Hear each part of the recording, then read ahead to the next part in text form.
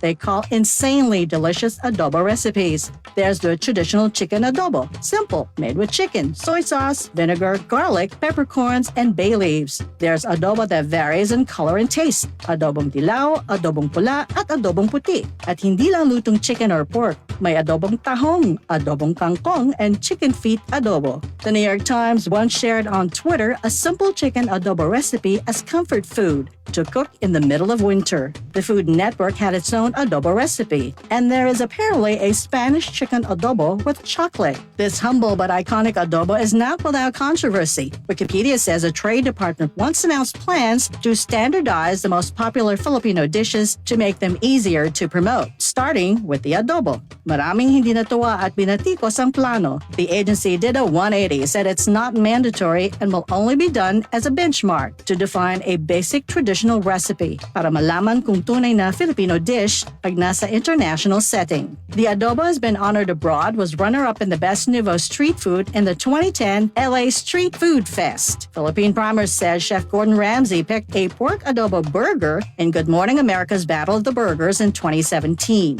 One can say the mix of flavors and spices of this iconic dish is a perfect foil for the Filipino character. It has certainly come a long way and has endured all this time. Simple or fusion elaborate version, the adobo remains to warm hearts and please palates. And bringing Tatak Pinoy to the world, just a bonus.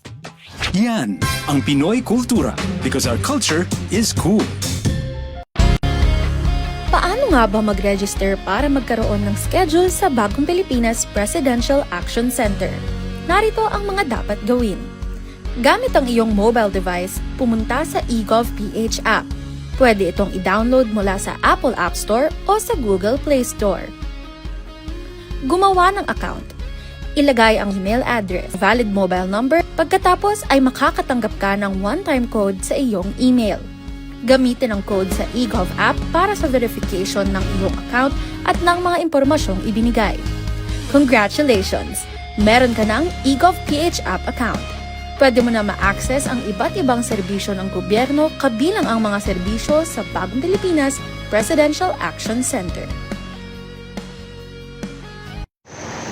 Sa loob ng maraming taon, libu-libong pamilyang Pilipino ang walang maayos na tirahan. Hirap makakuha ng pabahay. Kung meron man, hindi angkop sa disenteng pamumuhay. Iisa ang pangarap ng bawat pamilya, ang magkaroon ng sariling tahanan. Ang mga pangarap nyo, ang pangarap din ng Pangulo.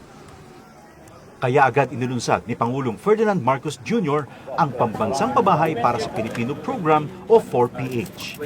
Hindi lang para magtayo ng mga bahay, kundi para ibalik ang pag-asa at dignidad ng bawat pamilyang Pilipino. Noong nakaraang linggo, binalikan ng Pangulo ang ilan sa mga housing projects sa Pampanga para tiyakin na ang bawat pamilya may tunay na pagkakataong magkaroon ng sariling tirahan at ang bawat tahanan, ligtas at dekalidad.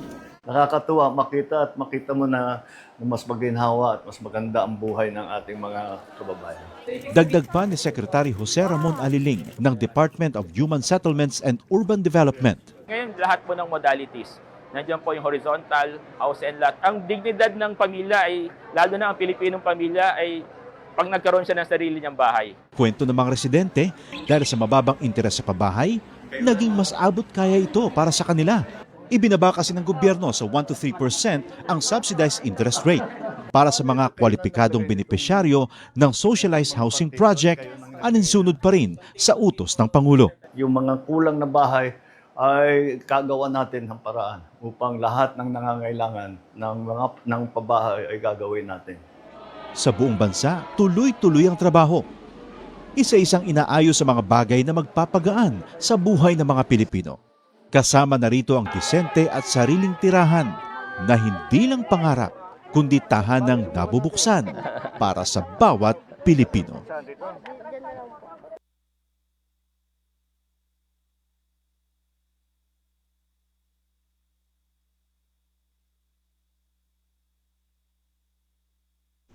Philippine Standard Time, 4 na minuto makalipas na ang 10:00 ng umaga. Sa bawat tanong, sa bawat ebidensya, aalamin ang katotohanan para sa sambayanan. Tunghayan ang masinsinang pagtalakay sa isa sa pinakamahalagang usaping pampolitika ng bansa. Mga pinakamaiinit na kaganapan aming ibabalita diretso mula sa Senado. Hatid ang bawat detalye at katotohanan para sa sambayanang Pilipino. Ang Paglilitis. The Impeachment Hearing of Vice President Sara Duterte. A Radyo Pilipinas. Radyo Publiko Coverage.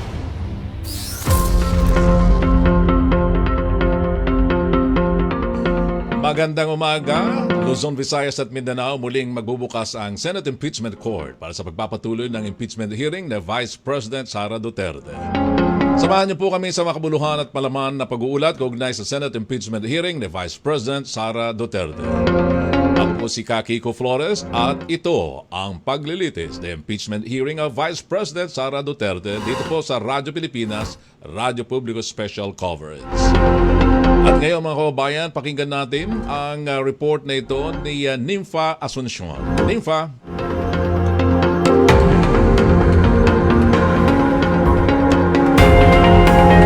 Magandang umaga, Nympha. Yan ba mga kababayan, habang nire-establish namin ang communication link mula sa Senado, ang mga kababayan nag-aantabay dito po sa araw na ito.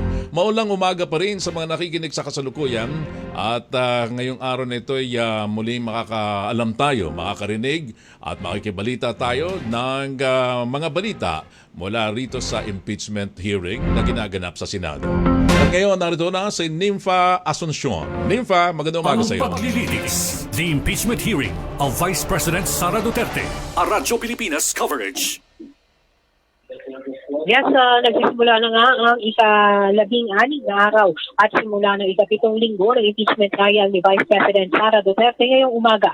Inaasahang pagpapasahan ni Senate Impeachment Court Presiding Officer Jesus Cordero ngayong araw ang usapin tungkol sa public statements at paggamit ng social media ng mga abogado ng depensa at prosekusyon kaugnay ng impeachment trial. Noong nakaraang linggo kasi, partikular nitong August 12, sinabi ni Escudero na napapansin niyang ilang abogado sa paglilitis ang nag-crossing the line, so lumalampas sa itinatak ng limitasyon. Matapos naman ng lumabag sa impeachment rule na nagbabawal sa mga partido na gumawa ng public comments o maglabas ng impormasyon tungkol sa merito ng impeachment trial.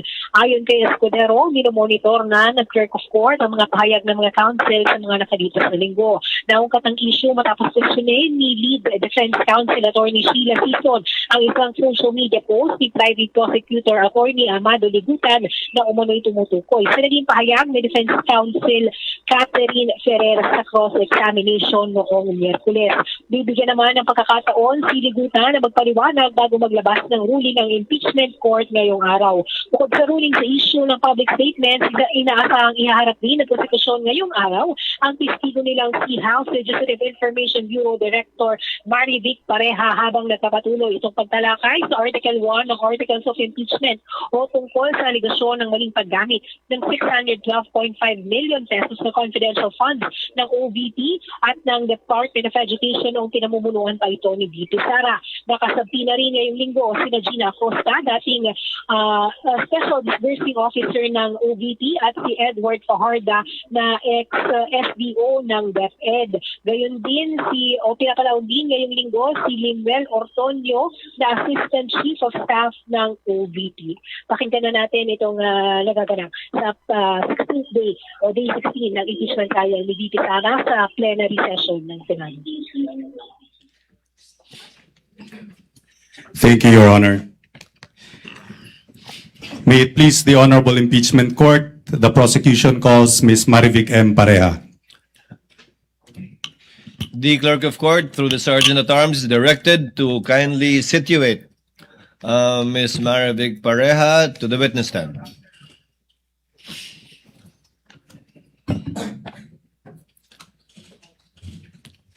Kindly place the witness under oath, Clerk of Court. Please raise your right hand. You, Marivic Pareja, do swear that the evidence you shall give in the case now pending between the Philippines and Vice President Sara Zimmerman Duterte shall be the truth, the whole truth, and nothing but the truth. So help you God. Yes, I do. Kindly be seated, Ma'am Marivic. Your Attorney Honors. Suwan, you're recognized to make your offer. Your Honors, before we proceed with the offer of testimony, we respectfully manifest that we are distributing copies to all the senator judges of our offer of testimony. And we also request that this be flashed on the screen for the convenience of the senators and the viewing public.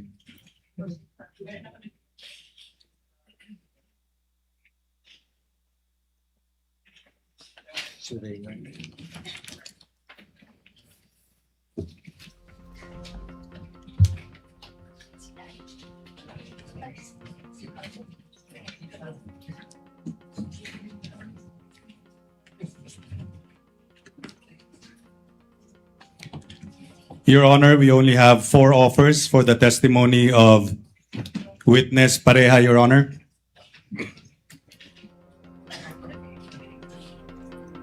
Your Honor, the testimony of witness Marivic Pareja is being offered to prove the following. Number 1, she has been an employee of the House of Representatives for the past 27 years and has, for the last 8 years up to the present, served as the Service Director of the Legislative Archives and Museum Management Service, or Archives of the House of Representatives. Number 2, the Archives is the official repository of all records of the House of Representatives, including those that were transmitted to it by the Committee on Good Government and Public Accountability, or CGGPA, in connection with the committee's hearings conducted from September 18, 2024 to December 9, 2024, and is responsible for the storage, preservation, retrieval, and release of certified true copies of such records and the issuance of certifications.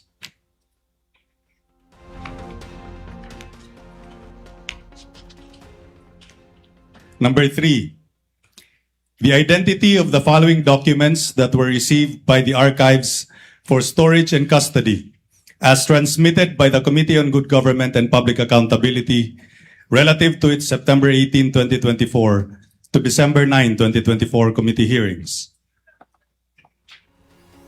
Your Honor, may we be allowed to flash on the screen these documents as I am enumerating them?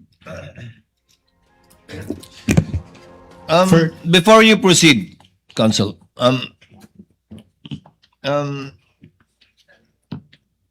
let me be the one to do it. Would Attorney Lyndon be willing to stipulate insofar as the current position of the witness in the House is concerned relative to offers 1 and 2 of the Council? Yes, Your Honor, stipulated. Second, Counsel, the Honorable Suwan,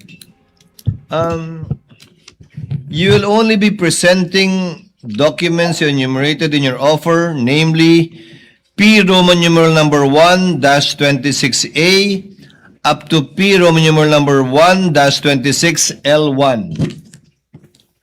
May I ask, insofar as your pre-marked documents P-Roman numeral number 1-3 up to P Roman numeral -1-25I-1, these were not part of the documents you requested this court to take judicial notice of, which we are more than willing to do because they're of the same nature. And since you're not presenting it to this witness, would you want to make the corresponding motion for us to take judicial notice of those documents? Again, to reiterate, P-Roman numeral number 1-3 up to P-Roman numeral number 1-25-I-1. Mostly, these are documents pertaining to documents submitted to the House pertaining to the Ombudsman case and the counter affidavits of some of the respondents in that case. Yes, Your Honor. Or you'd have no intention of presenting those documents anymore? We do, Your Honor, and judicial notice would be much appreciated. Kindly ask for it because it is not part of those that we can give judicial notice of in a mandatory manner. So you are asking for judicial notice for the documents I mentioned? Yes, Your Honor, the prosecution moves. Any objection on the part of the respondent? Again, just as to the existence of these documents, as to the fact that they were submitted before the House of Representatives, not as to the truth or relevance of these documents to these proceedings. Counsel? Stipulated, Your Honor. We have no objection as regards the motion to take judicial notice of these documents. Court therefore makes an order that the documents inclusive from P-Roman numeral number 1-3 to P-Roman numeral number 1-25I-1 are all taken judicial notice of. Copies are therefore directed to be furnished to all the senator judges for their information and reference. Again, as to the fact that these are part of the official records of the House, duly submitted to them, and that they form part of the records forming the House deliberations and hearings. Now, next, Honorable Suwan, insofar as these documents you presented are concerned, again, these are all submissions to the House, correct? Yes, Your Honor. May I hear from counsel for respondent, Attorney Lyndon? Are you willing to stipulate as to these documents that they intend to present through the witness, Attorney Pareja? Again, only as to the fact that they were submitted to the House, part of the official records of the House, and that in the performance of her regular duties, that these are within her custody, and that she performed her duties in the regular course of events. We stipulate, Your Honor, as regards the transmittal of these documents to the department of the witness, Your Honor. And that she is in possession and custody of these documents? Yes, Your Honor. As part of the official records of the hearings of the House? Yes, Your Honor. Honorable Suwan, since it has been stipulated by the counsel, would there be anything else? Again, just for clarity, Attorney Lyndon, we are referring to previously marked documents P-Roman numeral number 1-26-A up to P-Roman numeral number 1-26-L-1. A total of 11 documents. I think you've been furnished with a copy? No, Your Honor. We have not. Kindly furnish a copy. kindly furnish opposing counsel with a copy. And it's also being flashed on the screen, counsel. If I may, Your Honor. Yes, Honorable Suwan. For the record, may we be allowed to identify these documents that defense has agreed to stipulate upon? Yes, you can. You're referring to P-Roman numeral number 1-3 up to P-Roman numeral number 1-25-I-1. No, Your Honor. Which we one? are referring to P-Roman numeral 1-26-A. The ones on the screen. Yes, Your Honor. For the viewing public and for the record. Yes, you may read the documents, all 11 of them, for the information of the counsel as well and the senator judges while the counsel is going over it. You may proceed, Honorable Suwan. Thank you, Your Honor. So the first document is the letter of Vice President Sara Z. Duterte to Honorable Joel Chua, Chairperson of the CGGPA, dated September 23, 2024, where the Vice President informed the committee that she will not attend the deliberations of the CGGPA and requested to terminate the inquiry. The second document is the letter of Attorney Zulaika T. Lopez, Undersecretary and Chief of Staff, OVP, to Honorable Joel R. Chua, Chairperson, CGGPA, dated October 7, 2024, where Attorney Zulaika Lopez responded to the show cause order issued by the CGGPA to explain her failure to attend or respond to the invitations of the committee. Number 3, the letter of Edward D. Fajarda to Honorable Joel Chua, Chairperson of the CGGPA, dated October 7, 2024, where Edward Fajarda responded to the show cause order issued by the CGGPA to explain his failure to attend or respond to the invitations of the committee. Number 4, letter of Attorney Rosalyn Sanchez, Director, Administrative and Financial Service Office, OVP, to Honorable Joel Chua, Chairperson of the CGGPA, dated October 7, 2024, where OVP Director Rosalyn Sanchez responded to the show cause order issued by the CGGPA to explain her failure to attend or respond to the invitations of the committee. Your Honor, we also manifest that these documents have been previously marked, and the current one has been marked as P-Roman numeral 1-26-D as shown on the screen, Your Honor, as well as the previous documents, which were already previously marked. So the fifth document is the letter of Lemuel G. Ortonio, Assistant Secretary, OVP, to Honorable Joel Archua, Chairperson, CGGPA, dated October 7, 2024, where OVP ASEC Lemuel Ortonio responded to the show cause order issued by the CGGPA to explain his failure to attend or respond to the invitations of the committee. This was also previously marked as P-Roman numeral 1-26-E. Sixth document.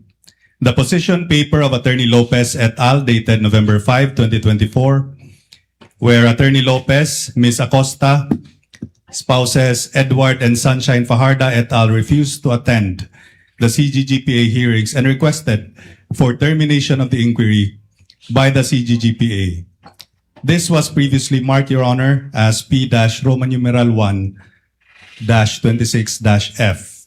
Seventh document. The position paper of OVP employees dated November 5, 2024, where the OVP employees refused to attend the CGGPA hearings and requested for termination of the inquiry by the CGGPA. This was previously marked as P-Roman numeral 1-26-G. Eighth document, the letter of Gina Acosta, Sunshine Shari Fajarda, and Edward Fajarda to Honorable Joel Chua, Chairperson of CGGPA, dated November 12, 2024, where Gina Acosta and spouses Edward and Sunshine Fajarda responded to the contempt order and arrest order for their failure to attend the CGGPA hearing, and this was previously marked as P-Roman numeral 1-26-H. Ninth, letter of Attorney Zulaika T. Lopez, Undersecretary and Chief of Staff, OVP, to Honorable Joel Chua, Chairperson, CGGPA, dated November 24, 2024, where Attorney Zulaika Lopez attempted to excuse her appearance in the CGGPA hearing, and this was previously marked as P-Roman numeral 1-26-I. Number 10, letter of Gamaliel A. Cordoba, Chairperson, Commission on Audit, with subject compliance with Subpoena Duces Tecum dated August 16, 2024, addressed to Honorable Saldi Co, Chairperson, Committee on Appropriations, dated August 21, 2024, where COA informed the Committee on Appropriations of the COA's compliance with the Subpoena Duces Tecum for OVP and DepEd documents. This was marked as P-Roman numeral 1-26-K-1. And last, the letter of Attorney Zulaika Lopez, Undersecretary and Chief of Staff, OVP, to Honorable Gamaliel Cordoba, Chairperson, COA, dated August 21, 2024, where Attorney Zulaika Lopez told the COA not to comply with the subpoena by the Committee on Appropriations and refused submission of the OVP and DepEd documents. This was previously marked as P-Roman numeral 1-26-L-1. That is it, Your Honor. Thank you. Comment, Attorney Linden? Your Honor, we confirm our stipulation as to the documents mentioned by the prosecution, that these documents are transmitted to the archives, and the archives are the custodian of these documents, Your Honor. Having so stipulated, counsel, any other thing that, given that these are your four offers, I don't believe there is a need to present this witness before the court. Your Honor, there is still the matter of that certification that the witness issued as to the identity of these documents, the identity and faithful reproduction of these documents. If counsel will agree to stipulate, then that would be welcomed. May we show the certification on the screen, Your Honor? It's not so much the certification, but I guess without prejudice to proof being presented by counsel for the respondents that these are not faithful reproductions of the original on file, then we can presume regularity. Correct, counsel? We are amenable to that proposition, Your Honor. We can presume regularity, Honorable Suwan, unless proof later on during cross at any stage of the trial is presented regarding the inaccuracy of these documents. We can counsel is willing to stipulate, thereby dispensing again with this witness. Your Honor. So, who's speaking? Yes, Honorable Suwan. If counsel is willing to stipulate as to the certification, then for the record, may we have the certification marked as P-Roman numeral 1-26?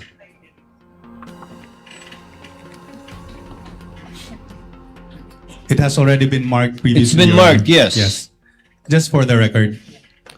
Thank you. So, can we dispense with this witness, Honorable Suwan? Yes, Your Honor. Ms. Pareja, you are excused. Kindly send our regards to Cesar over there. Thank you, Your Honor. And we thank you for your time and for coming over. Thank you for your patience as well. Thank you, sir.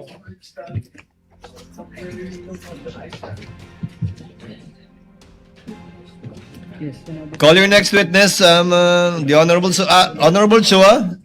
If you're going to be the one to stand up, call your next witness, Honorable Chua.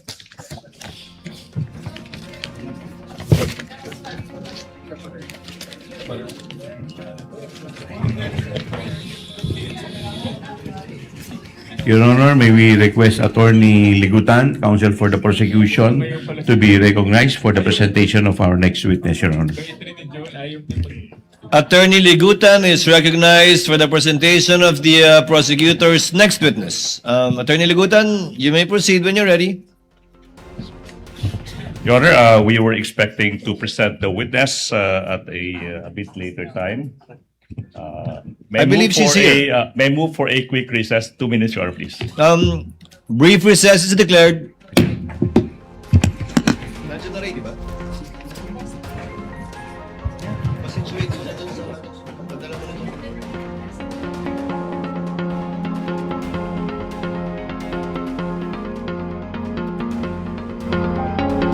Mga kababayan, humiling po ng recess sa prosecution panel ang kampo at ito po ay pinagbigyan ng presiding officer, Senator Francis Escudero. Mga kababayan, ngayong araw na ito ay ang ika-16 na araw na ng impeachment proceedings kay Vice President Sara Duterte. Kanina ipresenta bilang witness si House of Representatives. At ito po mga kababayan ay sa pamamagitan ng presentation ngayong araw na ito. Sa kanilang pag-presenta, alamin natin ang report mula kay Nympha Asuncion.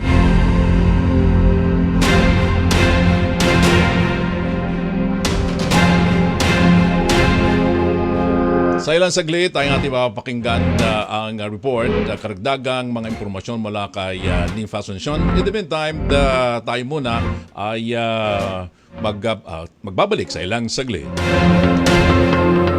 Paglilitis, the impeachment hearing of Vice President Sara Duterte. A Radyo Pilipinas coverage. Radyo Pilipinas is on Viber. Viber. One tap and swipe. Nandyan na lahat. Receive credible news and information. Pati mga trending topics at videos. Sure na meron dito niyan. Stay on track with Radyo Pilipinas on Viber. Pick up real news. Catch the latest and biggest stories. Search Radyo Pilipinas on Viber and hop in to our community. This is a public service announcement. Discipline is the key. Umiwas sa aksidente sa daan. Ang pagmamaneho ay may kaakibat na responsibilidad. Hindi basta mapaandar lang ang sasakyan. Kilatisin ang sarili, ang kahandaan sa manibela. Siguruhing inyong konsentrasyon ay hindi magagambala. Importante rin na ating laging isipin, init ng ulo ay huwag pairalin. Bagkus, kaligtasan ng lahat ang siyang dapat unahin. Isang mahalagang paalala mula sa Presidential Broadcast Service at Radyo Pilipinas, Radyo Publiko, 738. This is a public service announcement. Public service announcement. From PBS, Presidential Broadcast Service at Radyo Pilipinas, Radyo Publiko, 738. Ito ang Presidential Broadcast Service. Radyo Pilipinas. Radyo Publiko ng bagong Pilipinas para sa bagong Pilipino. Ang Paglilitis, the impeachment hearing of Vice President Sara Duterte, a Radyo Pilipinas coverage. Pakinggan na natin ngayon si Nympha Asuncion mula sa Senado muli sa pagpapatuloy ng impeachment hearing na Vice President Sara Duterte. Nympha. Ang Paglilitis, the impeachment hearing of Vice President Sara Duterte, a Radyo Pilipinas coverage. Sorry. Go ahead, Nympha. Yes. In the area. You're now on the air, Nympha. Go ahead.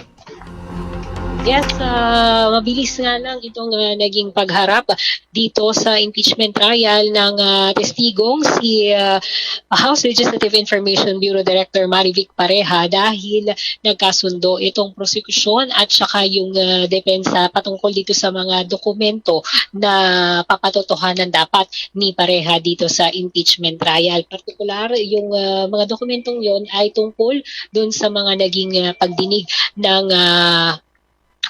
ng House ng Kamara tungkol dito sa alegasyon ng maling paggamit ng confidential fund ni Vice President Sara Duterte kapwa sa OVP at saka dito sa DepEd. Sa ngayon ay dahil nga nagkasundo na sila, hindi na nagkaroon pa ng pagtatanong kay Pareja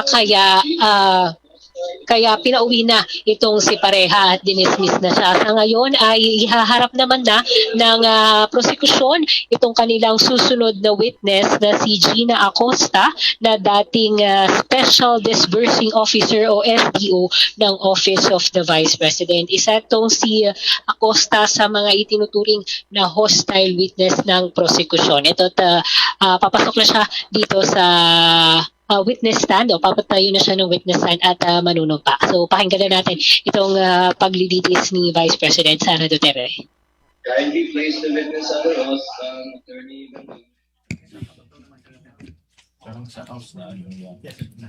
Kindly place the witness under oath, Attorney Bantog. Please raise your right hand, ma'am. You, Gina F. Acosta, do swear that the evidence you shall give in the case now pending between the Philippines and Vice President Sara Duterte shall be the truth, the whole truth, and nothing but the truth. So help you God.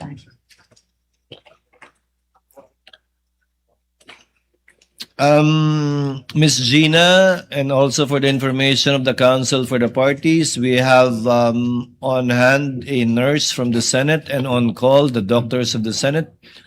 Given that in the last appearance of Ms. Gina before the House, I believe medyo tumaas po yung presyon ninyo. So we're just exercising some precautions with respect to this, but please try to be relaxed. Attorney Ligutan, your witness. Thank Kindly you. make an offer. Thank you so much, Your Honor, please.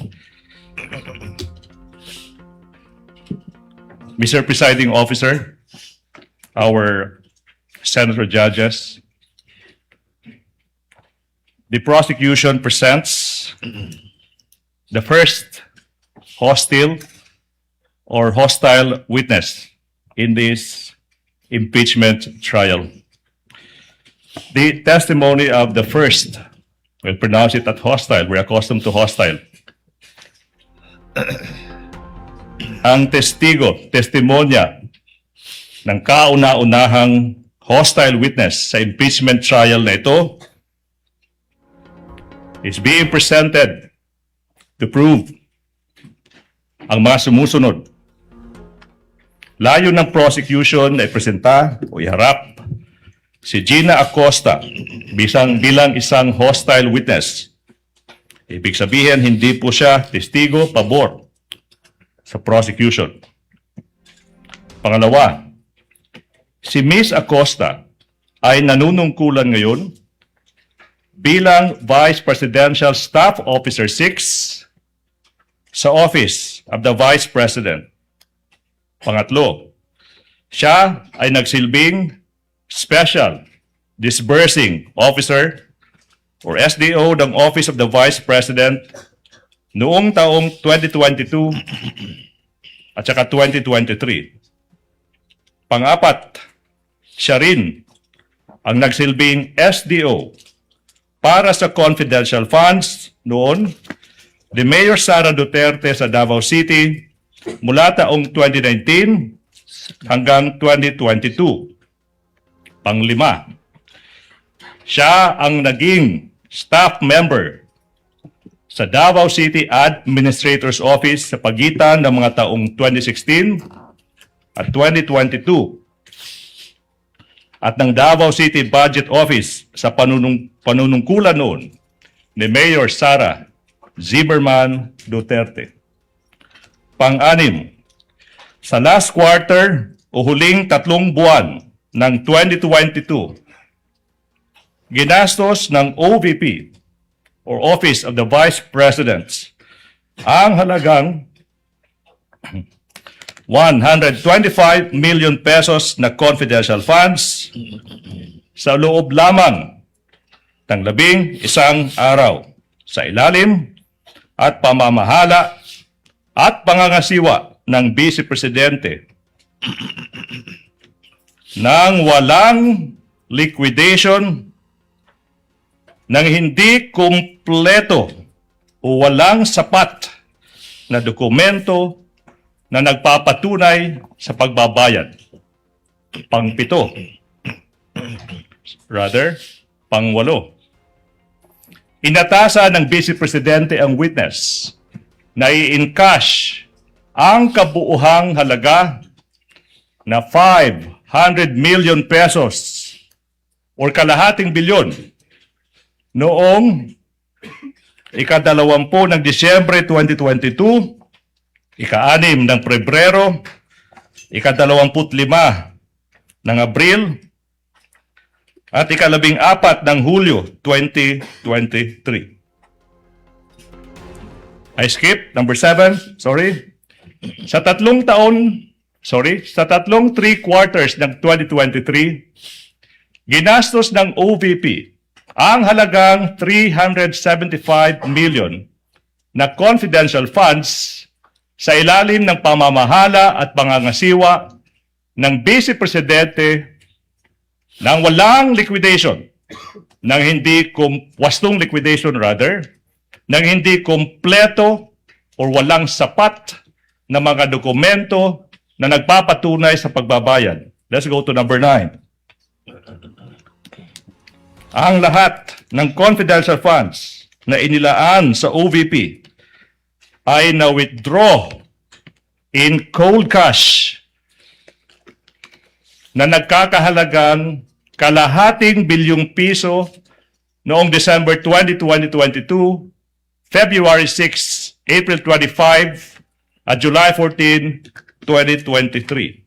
Pang-10, inutusan ni VP Sara na ibigay ang kabuuhang 500 million pesos, 500 million pesos in cold cash sa security officer ng OVP na si Colonel Lachica na hindi isang accountable officer, isang paglabag sa batas. Sa Joint Circular 2015-01, pang-11, ang ginagawang disbursements ng confidential funds sa ilalim ng Office of the Vice President. Ang ginawang disbursements ay maraming bahid o namumutakti sa pagsuway at paglabag sa Joint Circular 2015-01. 12, bigo ang respondent, Vice President, na maliquidate ang kabuuhang halaga na 500 million pesos na pera ng bayan, 500 million pesos, alinsunod sa demand o kahingian ng Joint Circular 2015-01. Pang-13, dahil dito, maituturing na ginastos ng Vice Presidente sa pansariling gamit at kapakinabangan ang $500 million pesos na pera ng bayan na confidential funds ng Office of the Vice President. Lastly, Your Honor, please, tutukuyin ng witness ang mga dokumentong may kaugnayan sa mga aligasyong nakasaad sa Articles of Impeachment. That's for the offer. Comment, Attorney Bacuel? Your Honor, for purposes number 2 and 3, we are willing to stipulate. We note that for purpose 3, this was already part of the admissions of the parties in the pretrial order. And it's contained in Part 1A, Item 2.8 of the pretrial order, Your Honor. For purpose number 4 and 5, as regards the confidential funds in Davao City and the position of the witness as SDO of Davao City, we would like to object on the ground of irrelevance, Your Honor, considering that for the simple reason that the confidential funds in Davao City are not part of the allegations in the articles of impeachment. So there's really no fact in issue to be proved by the testimony of the witness, Your Honor. And for all the other purposes, Your Honor, these are subject to cross-examination. What does Attorney Ligutan say with respect to counsel's stipulation to your second and third offer? The stipulation is well taken, Your Honor, please. So therefore, it is established na si Ms. Acosta ay ngayon nanunungkulan bilang Vice Presidential Staff Officer 6, saka nagsilbi siyang Special Disbursing Officer noong taong 2022 saka 2023. However, Your Honor, please, yung punto na walang relevance, yung naging pagsisilbi as SDO para sa confidential funds mula 2019 saka 2022, saka I think yun, di ba? Your Honor, please, we beg to disagree. It is very much relevant in today's proceedings, considering, Your Honor, please, that it is her experience as the SDO of Davao City in those inclusive years that led the Vice President to also bring her to the office of the Vice President and do the things they did in Davao City, this time with the money of the office of the Vice President. That is very much relevant to the prosecution's case, Your Honor, please. May I respond, Your Honor? Yes, before the presiding officer makes a ruling, counsel. Yes, Your Honor. The rebuttal presented by the prosecution is wrong, considering that there's no such allegation in the articles of impeachment, Your Honor. Moreover, Your Honor, it is clear in the ruling of the Supreme Court in Duterte versus House of Representatives that the basis of any charge must be for acts committed in relation to the impeachable office and within the term of the impeachable officer, Your Honor. Your Honor, can I make a quick rebuttal to the last point? No need, counsel. The presiding officer will make a ruling. The court will allow it, given that it is for the purpose of establishing pattern and or behavior on the part of the witness.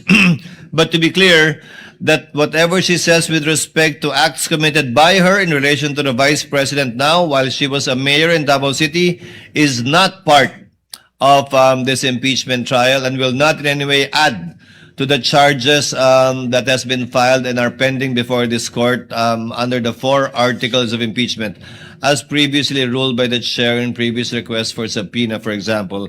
However, may I ask counsel further to abbreviate the proceedings? Attorney Bakel, are you willing to stipulate that the witness is a hostile witness, and therefore counsel may ask leading questions already instead of qualifying the witness as a hostile witness? No, Your Honor. The prosecution must first qualify the witness as hostile, Your Honor. Then qualify her, Attorney Ligutan. We shall. qualifier. Thank You you may so proceed when you're ready. Thank you so much. Madam Witness, maayong buntag. Mayong buntag sa Ma'am, Excuse me. Your Honor, pwede Excuse bang me. magpaduol gamay sa Can atong I mikropono? move? Can you draw closer to the microphone? Okay. Salamat po. How are you, Madam Witness?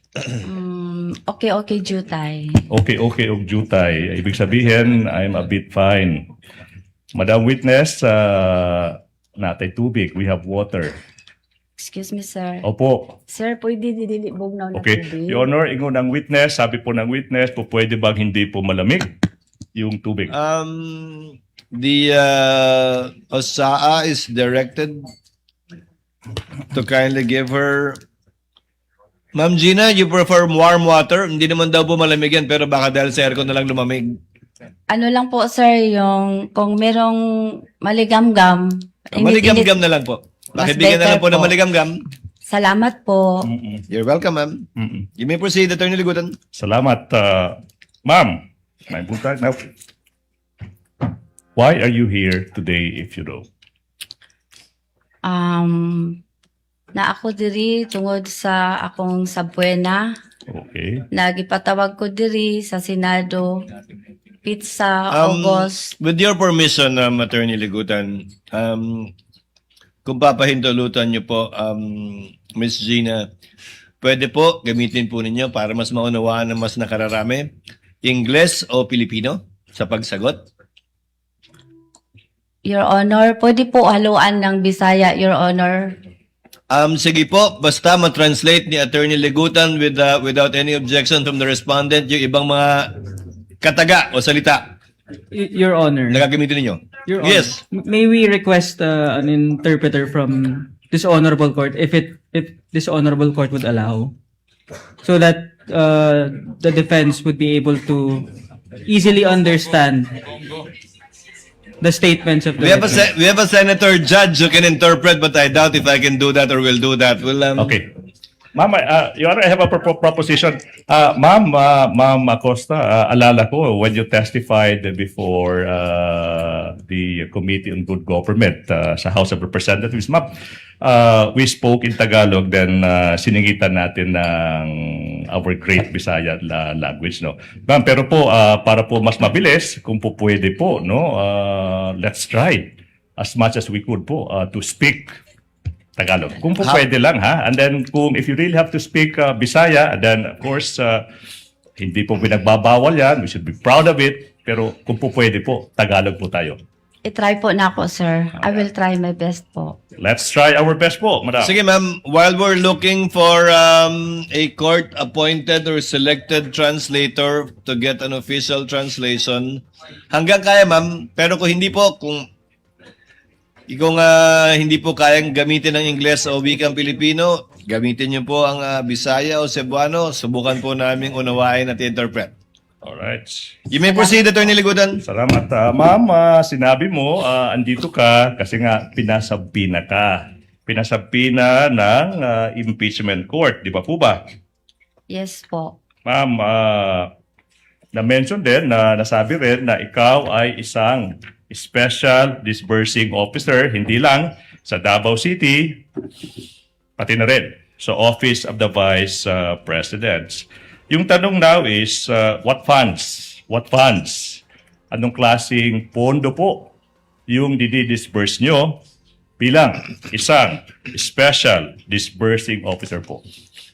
Confidential funds po, Your Honor. Confidential funds. So, na-mention mo yung confidential funds. Now, sinabi mo, ma'am, na ikaw ay andito kasi nga napasabina ka. Ma'am, yung tanong, ma'am, is, ito po ba ang unang pagkakataon na kayo ay napasabina para tumistigo? This is my second time. Pangalawang time na po ito, Your Honor. And then, pag sinabi niyo pong pangalawang time, ma'am, kailan yun? Kailan yung unang pagkakataon? Yung pong sa House of Representatives, Your Honor. Now, House of Representatives. Maalala nyo yung petsa, ma'am? Kailan kayo nag-appear before the House of Representatives? November 2025. November 2025. Taon po is? Anong taon? No, 2025. Hindi po 2024? 2020. Sandali lang, sir, ha? Sige. Anyways, ma'am, basta sinasabi nyo po, secondary na po yung taon because it's on record naman. Pero nasabi nyo, ito po yung pangalawang pagkakataon na kayo ay naimbitahan po na tumistigo kasi po may sabpina. Now, yung tanong, ma'am, is this is preliminary question.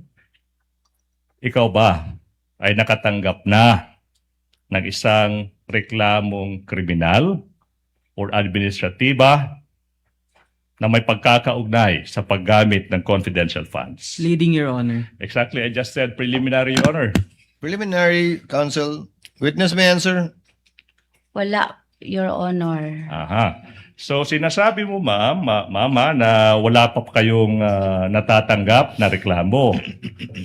Yun po yung sagot nyo, di ba, ma'am? Ipinapakita ko ngayon, ma'am, yung isang counter affidavit. Okay. Your Honor, I move that the prosecution counsel, Attorney J, be allowed to confront the witness with the documents. And that is a continuing motion because we'll be doing that for the rest of the remainder of the testimony, Your Honor. Assisting counsels from both parties may approach. Your Honor. Yes. Yes, Attorney Bakel. May we know the purpose of the questioning of the prosecution? Your Honor, I'm tempted to state that, but we are leading there. We are about to establish the ground to make this witness an hostile witness. May we not be preempted, Your Honor? You answered the query of counsel. You may proceed. All right. Now, Your Honor, please. This witness, Madam Acosta, is facing a complaint together with the Vice President exactly because of their misuse of confidential funds. Your Honor, it is stated in the witness's counter affidavit that the Vice President is not responsible or should not be held liable for any misuse of confidential funds.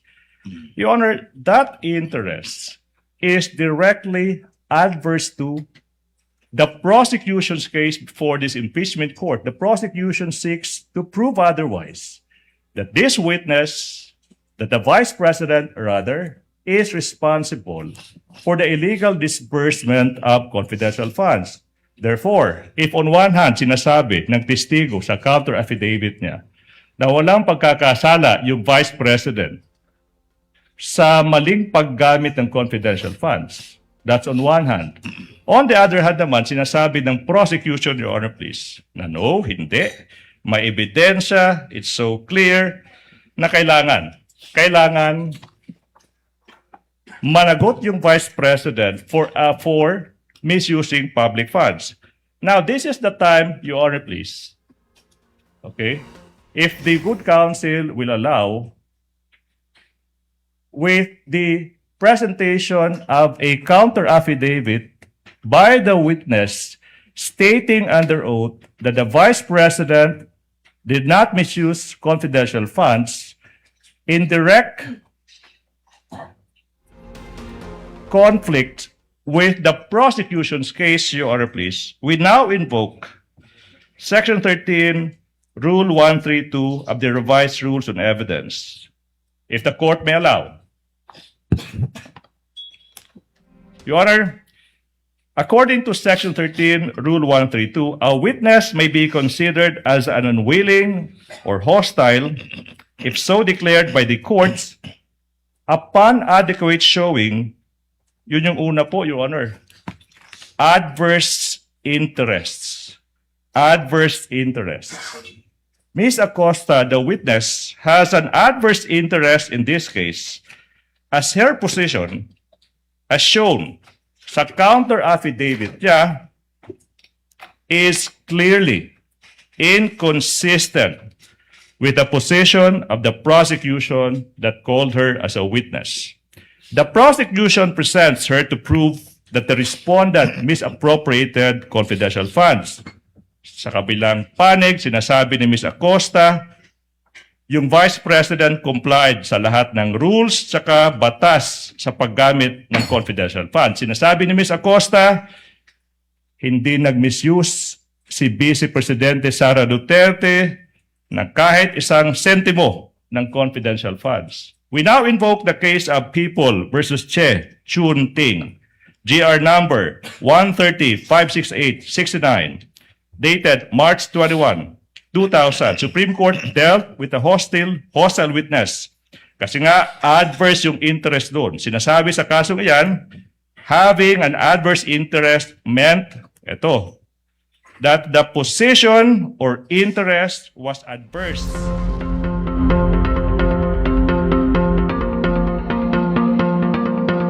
Mga kababayan, pansamantala po muna nating iwanan ang special coverage sa ikalabing-anim na araw ng paglilitis na impeachment hearing of Vice President Sara Duterte upang bigyang daan ang mga balitang hatid ng Radyo Pilipinas News Nationwide kasama sina Jan Mogol at Ched Oliva.